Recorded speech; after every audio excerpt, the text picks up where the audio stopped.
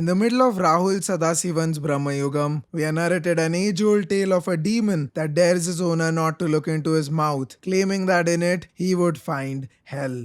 Bramayugam is about this hell that is created once the drunk Mammootty dares to see the forbidden, and how generations later, another god-fearing stranger dares to look into this mouth once again, this time hoping to undo the age of madness created by the same gaze. In some profound ways, Bramayugam manages to tell us a story a lot of us are beginning to live as we look into the mouths of devices that carry the dangers of devouring our reality. In dealing with our monsters, Bramayugam offers an insight that pits two protagonists against a demon who threatens their life.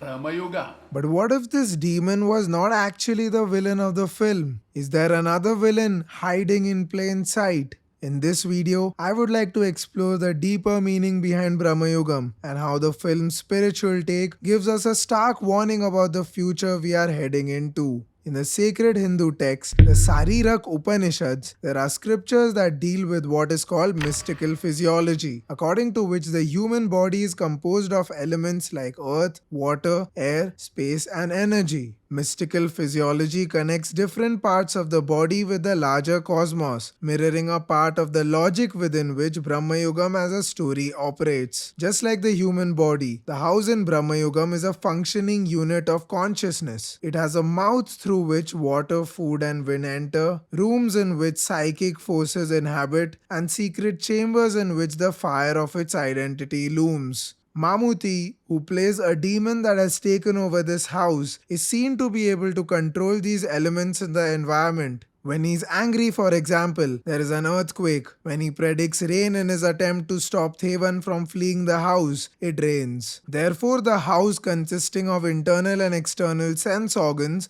is completely at the hands of a mysterious entity who seeks to exploit these organs. Except the bare essential areas of the kitchen, the hall, and the entrance, the rest of the house rots with isolation thanks to this drunk demon, who's in a state of intoxication that Buddhism calls pramad.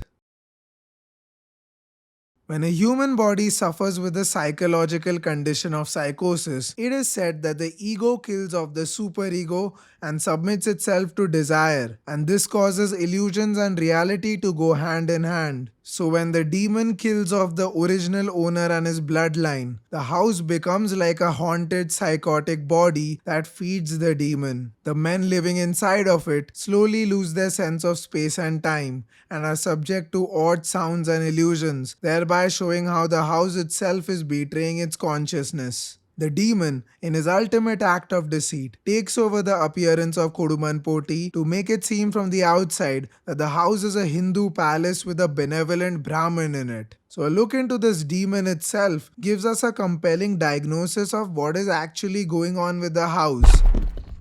In the very beginning, the demon invites Thevan into his house despite his low caste status by quoting scripture. But later into the climax of the film, he uses the same caste logic to look down upon the cook. This key detail shows us how the demon manipulates both logic and the environment to serve his own ends. The demon himself does not have any morals, values, or ideology except power, as he finds a way to mystically and intellectually overpower Thevan to make the case for his rule. But at the same time, the same demon also proves to be a victim of his own paradoxes. He gradually starts showing signs of restlessness and discomfort with the very things that were meant to serve him. His grip over power entails a never-ending cycle of taking in guests and eventually killing them off, but he is too intoxicated to realize it. When his cook dares to defy his orders in the house, he foolishly strangles this only provider and caretaker surviving to serve him. As pointed out later by this cook, this demon is both the master and prisoner of his world. It can manage to fool the house by taking on the illusion that it is the self, by completely taking over the look of its owner. But it stands for the paradoxical ego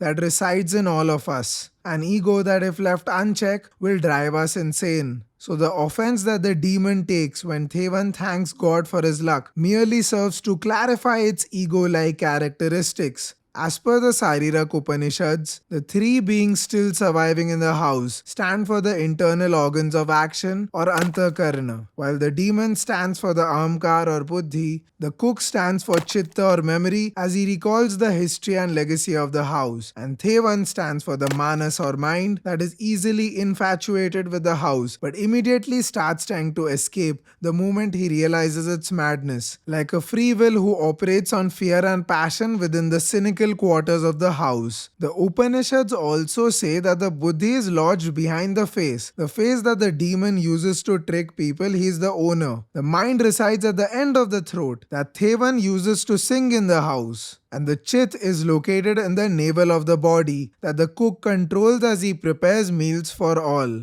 This is why the film talks of an age of madness that comes not from outside but from within, whereby the house's inhabitants form parts of the psyche responsible in its consciousness. Bramayugam proves to be like an inside out, but a much deeper and spiritual derivative of it.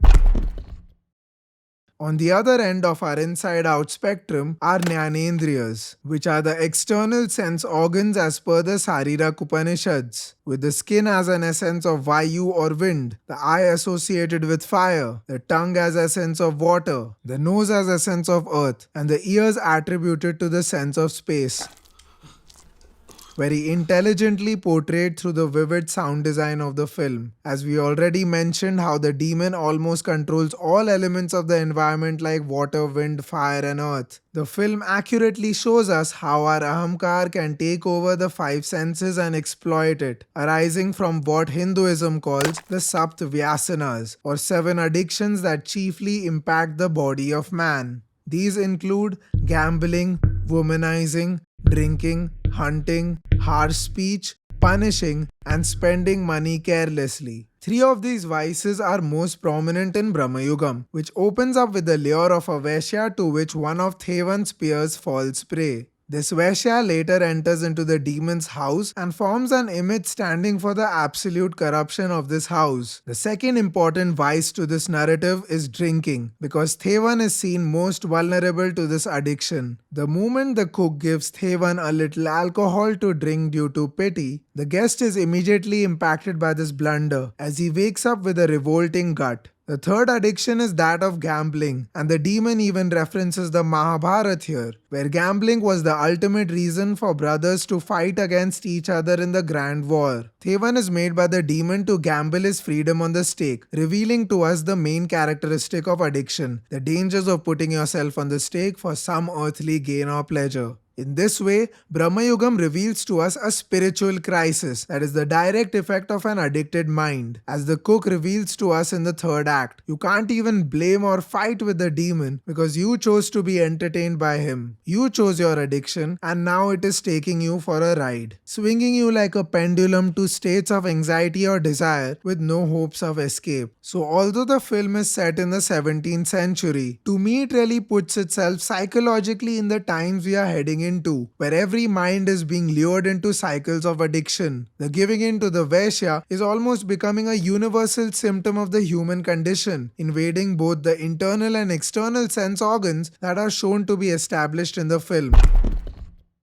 Within these dynamics, it is compelling to see how a single human organ or element in the story can be both a manifestation of good and evil, of addiction and its cure, according to how it is used and who is in command of it. For example, the mouth, an organ which we previously mentioned was an opening into hell when belonging to the demon, becomes a potential opening into God when Thevan uses it to sing sweet melodies to appease Koduman Poti. Similarly, the cook is a source of suffering for Thevan by offering him alcohol, but later also a source of cure for the resulting bleeding in the stomach. This shows us that even though the dormant state of the house is that of idleness and addiction, it is only by going back to observing the source of its problems that Thevan could find a way out of the spiritual crisis. Our two protagonists figure that the only way to deal with the demon is by going within the house, to be able to see the fires that control this demon and extinguish them, which forms the very essence of Hindu spirituality that asks us to undergo brahmacharya as an internal journey to reclaim ourselves.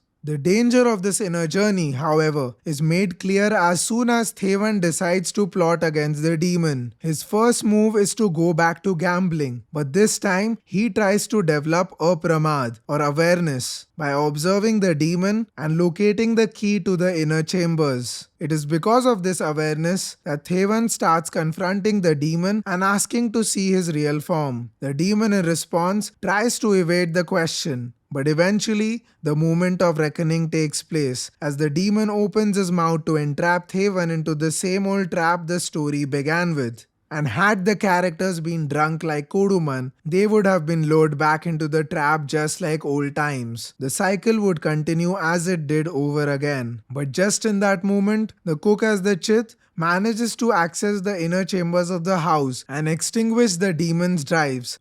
So with the darkness that thereby follows to give the characters a chance to extinguish the demon itself, the cook who stood for memory now reveals that he is an illegitimate offspring of Koduman, and the result is a fight for the soul of the house, which now turns upside down as the demon gives out his last huff. Ultimately, when the demon's tricks fall flat, the two characters are finally able to strip the demon off his mask. So what is exactly happening over here? A lot of people might argue that this is a point where the film should have ended.